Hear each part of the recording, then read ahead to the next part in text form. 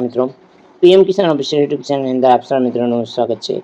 તો મિત્રો આજના વિડીયોની અંદર આપણે વાત કરીશું પીએમ કિસાન યોજનાનો 17મો હપ્તો જાહેર। એની અંદર 5 સૌથી મોટા ફેરફાર સંપૂર્ણ માહિતી જાણીશું કે જે તમે પીએમ કિસાન સન્માન નિધિ યોજનાનો લાભ લઈ રહ્યા હોય તો તમારા માટે અગત્યની માહિતી છે। વિડીયો અંત સુધી જોતા રહેજો। જો તમે અમારી ચેનલ પર નવા છો તો ચેનલને સબસ્ક્રાઈબ જરૂર કરજો। તો ચાલો મિત્રો આજનો વિડીયો શરૂ કરીએ। તો મિત્રો વિડીયોની અંદર આપણે વાત કરીશું પીએમ કિસાન મોદી અંતર્ગત પીએમ મોદી નરેન્દ્ર મોદી ત્રીજા ટર્મ માટે કાર્યભાર સંભાળતાની સાથે જ મિત્રો પહેલું કામ ખેડૂતોના હિતમાં નિર્ણય લેવાનું કર્યું હતું અને પીએમ કિસાન યોજના હેઠળ ખેડૂતોને આપવામાં આવતી કિસાન સન્માન નિધિ યોજનાની ફાઇલ ઉપર હસ્તાક્ષર કર્યા હતા। હવે ખેડૂતોને જાણવાની રાહ જોઈ રહ્યા છે તો પીએમ કિસાન સન્માન નિધિ યોજનાના પૈસા ખેડૂતોના ખાતાની અંદર ક્યારે આવશે। મિત્રો આજે જે સૌથી મોટી અપડેટ છે એટલે કે 18 જૂન જે સંસદીય ક્ષેત્ર વારાણસી અંતર્ગત મોદી મુલાકાત લેવાના છે તો આજે ખેડૂતોને સૌથી મોટી ભેટ મળશે। તો આ સમય દરમિયાન 18 જૂન વારાણસી ખેડૂતોને ભેટ આપશે પીએમ કિસાન સન્માન નિધિ યોજના અને કિસાન ડિજિટલ ક્રેડિટ કાર્ડનું 17મો હપ્તો બહાર પાડવામાં આવશે।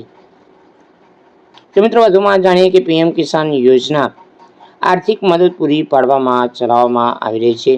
તો આમ સરકાર દર 4 મહિને અંતરે ખેડૂતોના બેંક ખાતામાં 2000 રૂપિયાના 3 હપ્તા જમા કરાવે છે। પૈસા મેળવવા માટે લાભાર્થીઓની યાદીનું નામ હોવું જોઈએ।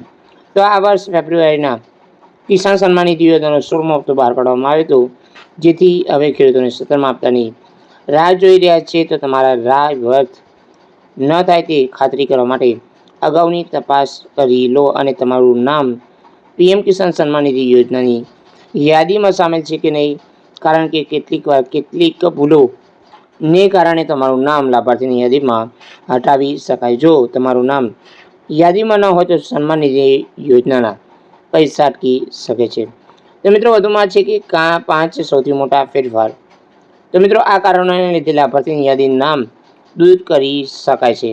પહેલી બાબત છે કે જો લાભાર્થી બેંક વિગતો ખોટી હોય, અને બીજી બાબત છે એ તો ખોટી બેંક વિગતોને કારણે જો બાકાત શ્રેણીમાં આપવામાં આવશે। ચોથી બાબત, જો આધાર કાર્ડ લિંક ન હોય તો પણ બેંક એકાઉન્ટના જે અરજદારની ઉંમર 18 વર્ષ પછી હોય। તો મિત્રો જે મહત્ત્વના 5 અપડેટ છે એ હોવી જોઈએ।